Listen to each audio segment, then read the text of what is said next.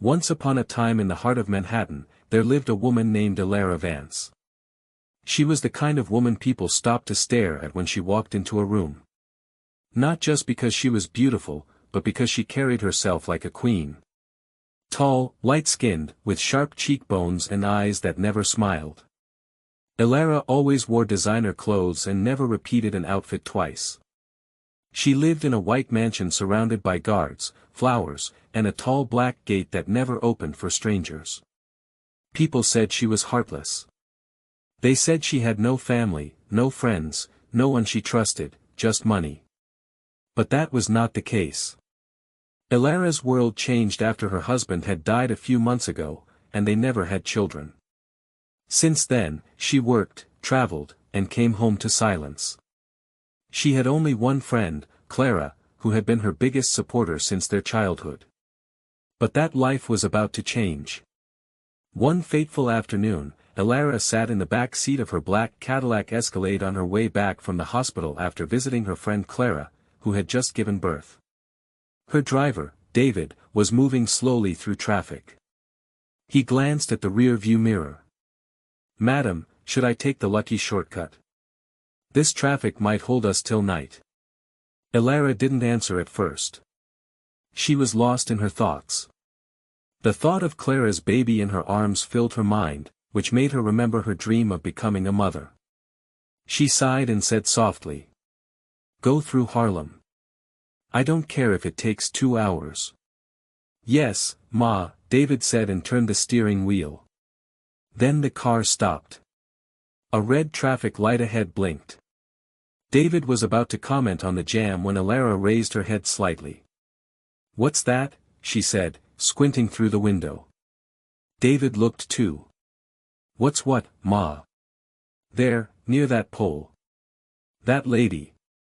David turned and saw a woman dressed like a homeless woman sitting by the roadside barefoot holding 2 small babies, one in each arm.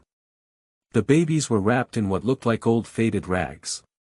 Their clothes were dirty. Their cries were faint but sharp, even through the glass. She sat beside the road holding a piece of newspaper to try to cover the babies from the hot sun. David frowned.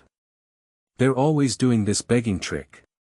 Ma, some of them even rent babies." But Elara wasn't listening. Her eyes were fixed on the babies' faces. Something about them made her chest feel tight. She leaned forward as if getting a closer look would explain what her brain couldn't. She whispered, "Those eyes." The left twin lifted his face briefly. His eyes were amber, the same rare golden brown color as her late husband's. It couldn't be, Elara thought. She blinked. Maybe it was the thought of the babies she had just seen at the hospital that made her emotional or her mind playing games. But then the second baby looked up and the same eyes stared back. Her heart jumped. "Stop the car," Elara said quickly. David looked confused. "Now I said, stop the car now." The driver hit the brake and parked by the curb. Elara opened the door and stepped into the dusty street, ignoring the hot sun that hit her face, but she didn't care. David quickly followed her with an umbrella, but Elara was already walking fast straight toward the woman. When she reached her, the woman looked up, her face full of fear and surprise. She didn't speak. "Who are you?" Elara asked, her voice firm. She looked down at the babies again, then back at her. "I'm Lena." She crouched slightly, eyes on the twins. "They're yours." "Yes," she said, tightening her grip. "They are mine." Elara raised her eyebrows. "And where is their father?" The woman looked away without saying a word. The air around them was heavy with dust as a car drove past. One of the babies began to cry again. They looked weak, like children suffering from malnutrition. Elara's lips parted, but she didn't know what else to say. The way Lena cradled the twins, it didn't feel like a trick. She didn't ask for money. She didn't stretch her hand. She didn't even move. Elara took a deep breath and looked back at her car. David was still holding the umbrella behind her. She turned to him. "Bring them in." Ma. I said, carry them into the car. David stood frozen. Elara snapped. Am I speaking Chinese? No, Ma. David stepped forward quickly. Lena looked scared and stepped back. Please don't take them. I am not mad. Elara raised her hand gently. We're not taking them from you. You're coming with us. I don't want to go to the police. No police, she said, eyes soft. I promise. Lena hesitated. Then slowly, carefully, she followed her to the car. A new setting. Inside the Escalade, the air conditioner was turned on. The breeze from it kept the twins cool and they stopped crying. Lena sat stiffly, sweat dripping from her forehead, eyes darting around like a trapped animal. David drove slowly. Elara didn't speak much. She just stared at the babies, their amber eyes closed now, tiny chests rising and falling. She didn't know what this meant yet, why she felt a connection with the twins. But she knew one thing for sure. This was not a mistake.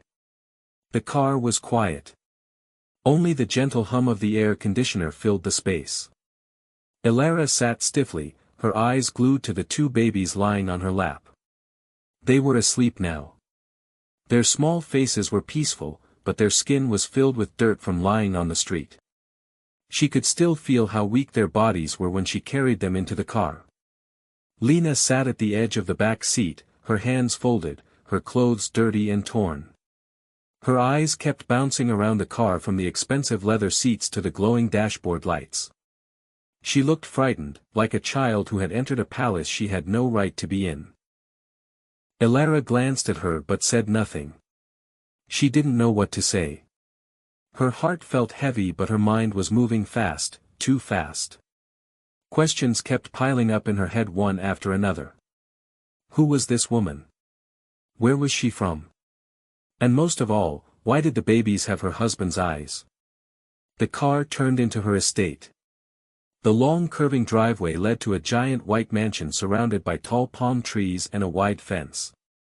The gate opened slowly as the security guard recognized the car. Lena's mouth dropped slightly. She stared at the big house like it was a movie. You live here? She finally asked, her voice quiet. Elara didn't answer. She was still staring out the window. When the car stopped at the entrance, two uniformed workers ran out. One of them opened Elara's door.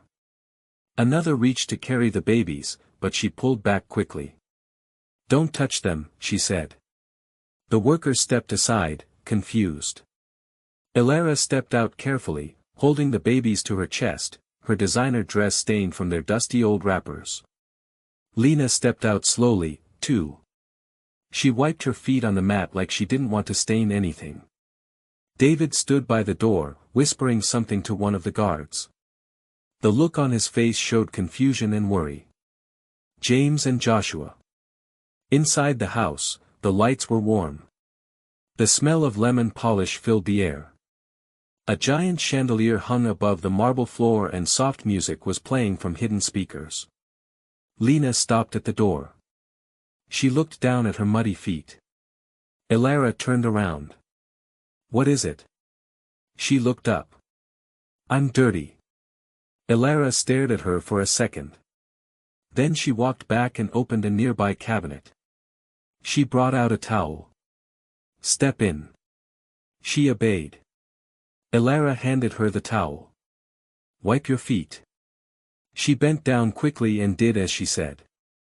Then Elara called out, Joy. A woman in a lavender housekeeper uniform rushed in. Yes, madam. Get a bowl of water and tell Dr. Cohen to come immediately. Joy nodded and ran off. Lena watched everything quietly. Her eyes scanned the ceiling, the painting on the wall, the gold trimmings on the staircase. She had never seen anything like this before. Elara walked to the living room and gently placed the babies on a soft white couch.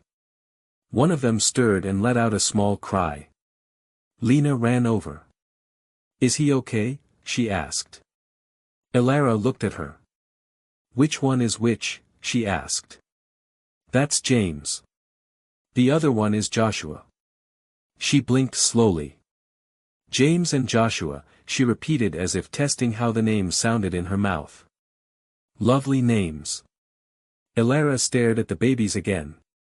She didn't know why she brought them here, but her eyes couldn't forget what they saw. Those amber eyes, those rare golden brown eyes. Her late husband had them, and now so did these babies. A few minutes later, a middle-aged man in a white coat walked in with a black medical bag. Good evening, madam, he said, bowing slightly. Doctor, thank you for coming quickly, Elara said standing. Please check them. They've been under the hot sun and their breath feels weak. The doctor bent over the babies, placed his hand gently on their foreheads, and began his checkup. Lena stood at the corner, watching silently. After 10 minutes, the doctor looked up. They're very weak, probably from hunger. Are they safe? Elara asked. They are stable for now, but they need rest, milk, and close care. Elara nodded. Do what you need to do. As the doctor set up a small drip bag for each child, Elara turned to Lena. Have they been eating? She nodded slowly. I try to feed them every day, but it's hard. What do you give them? Sometimes pap, sometimes soaked bread. If I get money, I buy milk, but most days I don't get anything. She stared at her. Where do you live? Lena lowered her head. I sleep at the back of the church under the wooden shed. She blinked slowly. Just you and the babies? Yes. How long? Since James and Joshua were born. Elara pressed her lips tightly. She didn't like the way her chest felt. It was tight, like someone had placed a heavy stone there. What happened to their father? Lena hesitated. He used to visit sometimes. Then one day, I heard he passed away. Elara's breath caught, her eyes locked on her. What did he look like? Lena pointed to the twins. Elara didn't answer.